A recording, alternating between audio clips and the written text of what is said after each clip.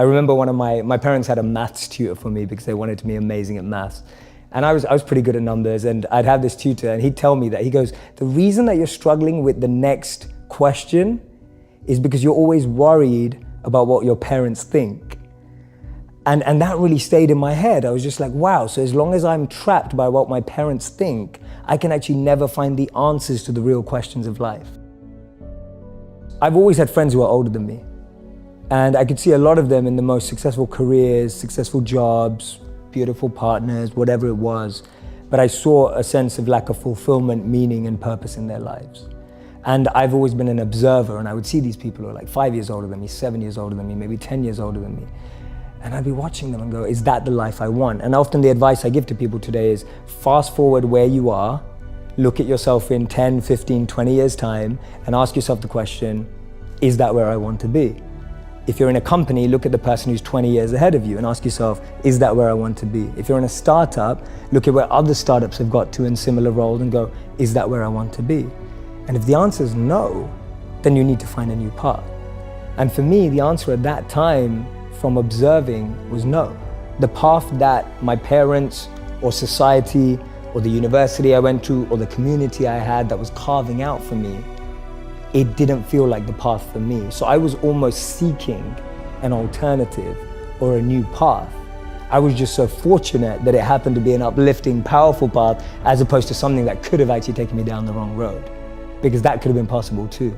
I think even one step before that is opening yourself up to new role models and new experiences. See, we live in echo chambers. We're just surrounded by the same thinking. How often do you bump into a monk? You know, it just doesn't happen. No one has a dinner party and goes, oh yeah, we just invited the monk, you know, from town, like the local monk. Like no one ever does that. And so we meet people who are just like us most of the time. And we talk about this in business all the time. If you want to be a billionaire, spend time with billionaires. If you want to be a millionaire, spend time with millionaires. If you want to be a tech startup, spend time with, you know, that's the common rhetoric that we hear all the time. But what if you want to find purpose and master the mind? So for me, the first step is just opening yourself up to new experiences and new role models. Because most of us can't see ourselves in people, so then we try and fit ourselves into the boxes that we do see. And I mean, there's this beautiful quote that I've been saying it everywhere, and I wish I wrote it, but I didn't. So it's by a philosopher and writer named Cooley. And he said that today, I'm not what I think I am. I'm not what you think I am. I am what I think you think I am.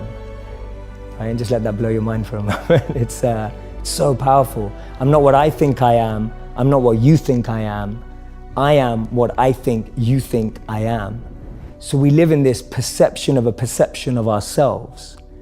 Hence, my identity is made by what my parents think I should be. My identity is made up by what my college or university thinks I should achieve. While you're living in that bubble and that echo chamber, getting to what you really want to do is impossible, because maybe that just doesn't fit. And I think so many people feel that way today, that they don't fit into the current education system. They don't fit with the 3 or 4 or 5 careers that you're taught exist. So that process of self-excavation and actualization first requires being exposed. You can't be what you can't see. If I never saw a monk, I would never have wanted to be a monk. If I never meet a billionaire, I wouldn't want to be one, because I wouldn't know what that feels like. I don't know what it looks like. I don't know what it takes. And I think that's the biggest challenge of our society, that we're not exposed. So that's the first step, being exposed to unique experiences and role models. Second step is finding that experience or role model that you're passionate about, and exactly like you said, taking it seriously. Shadow them, network with them, spend time with them, observe them, even from afar. It takes that observation, being addicted to observing that person's lifestyle. And then the third step is going yes or no. Does that work for me? Not everyone who's going to go off and become a monk is going to feel like the way I did, and that's cool. But not everyone is going to go and follow and shadow a billionaire and go, that's exactly the lifestyle I want. They may want the result, but do they want the hard work that goes with it? And so for me, that's the third step. It's observing, focusing, shadowing, getting as close to the process of that individual, and then going yes or no. Do I want that process? Not do I want the result?